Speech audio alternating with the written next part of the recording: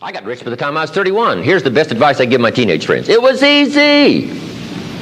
What can I tell you? It was hard? No, it was easy. I'm a millionaire by 31.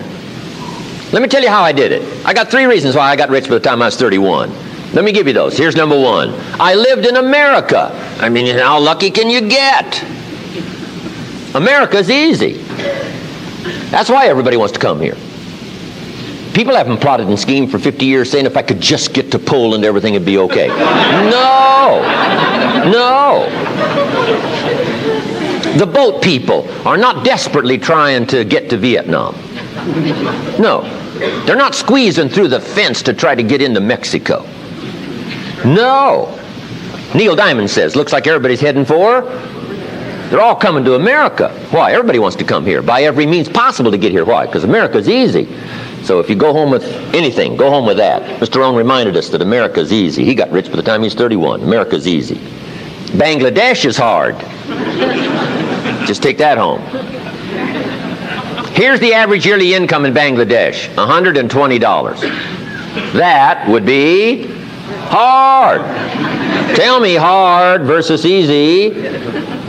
So America's easy. Cambodia would be hard. The Khmer Rouge killed 2 million Cambodians to make communism work. That's hard. America is easy. India would be hard. They got their challenges these days. Tough. America's easy. China would be really hard. Underline really and make a study. It's hard. America's easy. And now in about 90 days you can have that memorized. I'm telling you, that's all you need. I got rich by the time I was 31. I lived in America. America's easy. Now here's number 2. I found an opportunity.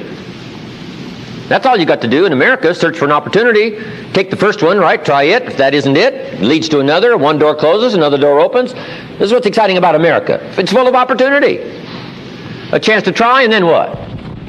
Try again, and then what? Try again? Never run out of opportunity to try. See if you can't better your life and your health and your future and your bank account and your income. Make your fortune here. I lived in America, number 1. Found an opportunity, number 3. Number 2, here's number 3. I found a teacher. What a grand and glorious, unique thing that was for me at that time in my life. I found a teacher willing to teach me. And his teaching came in 2 parts. Here's what it was. Very simple. Number 1, Mr. Rohn, you have evidently messed up between ages 19 and 25. Now, I could understand that. But he didn't leave me there. He said, now here's the answers on how to change it all, the next 6 years, so that the next 6 years won't be like the last 6. What an incredible teacher. Taught me how to have a whole brand new 6 years. First 6, what? I messed up. Second 6, what? I got it right. Second 6 years, I became a millionaire. During that second 6 years, the government was about the same. I'm telling you. Interest rates were about what? The same. The pay scale was about what? The same. Lord knows my negative relatives were the same. Circumstances were about the same. The economy was about the same. The unions and their philosophy was about the same. What was going on around me was about the same. Then how come I got rich that second 6 years? I was not the same. I changed.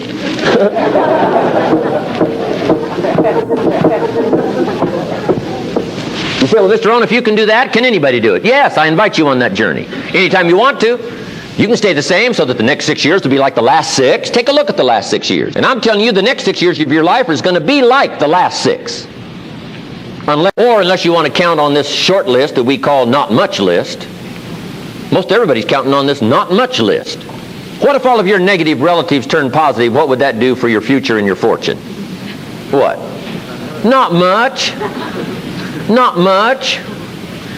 What if prices came down a little? What will that do for your future?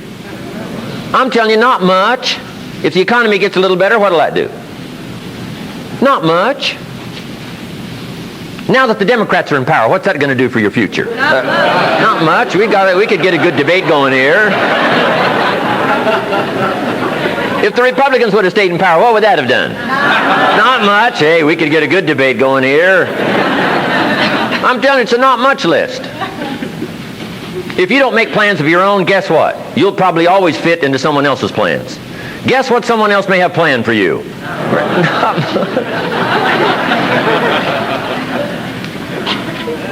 Then what's going to make the difference? You're going to have to make the difference. You're going to have to take charge. Now, Mr. Schoaf, my teacher, gave me a promise, and I want to give you that promise now. Here was the promise I got, and I bring it to you. Here's what my teacher said. If you will change, Mr. Rohn, he said, if you will change, everything will change for you. You don't have to change the government. You don't have to change prices. You don't have to change taxes. Forget all that. He said, if you will change, everything will change for you. And the first thing you start changing is what? Your philosophy. You start changing your mind. You start changing how you think. You start picking up new ideas and information. Gather new knowledge. Make better decisions about what's valuable. And I'm telling you, if you'll do that, your whole life will change. Your health will change. Your relationship with your family will change. Your ability to cope with challenges and problems will change. I'm telling you, income, promotions, all of it will change. If you will change, it'll all change. If you won't change, it isn't going to change. You can keep your fingers crossed if you want to and hope they'll straighten it out. You can wish for the wind not to blow quite as severe, but I'm telling you, wishing for the wind to change in your favor, we call naive at best. Don't do this any longer. Wish for a better wind. The key is to wish for the wisdom to set a better sail. Utilize whatever wind it blows to take you wherever you want to go. That is the philosophy I picked up at age 25, and it revolutionized my whole life. And here's what I found. I found it was easy. I got rich by the time I was 31, and it was easy. Now, here's my definition of easy. Got to jot this down. My definition of easy, meaning something I could do. I figure if it's something you can do, it's easy. Now, here's a parenthesis. Parenthesis. I worked hard at it. I found something I could do, which was easy, but I worked hard at it. I got up early and stayed up late, worked hard that 6 years. But what I did was easy, meaning it was something I could do. You say, well, Mr. Rohn, if it was so easy, how come everybody else around you during that 6 years, how come they didn't get rich? Here's why. It's easy not to. How else would you describe it? That's it. You say, no. For all of the rest of them, it was hard for them and it was easy for you. That's not true. You couldn't debate me on that in front of this intelligent audience. But here's the challenge. Let me give it to you in a philosophical phrase. I tend to be a little philosophical. Here it is. The things that are easy to do are also easy not to do. That's the difference between success and failure.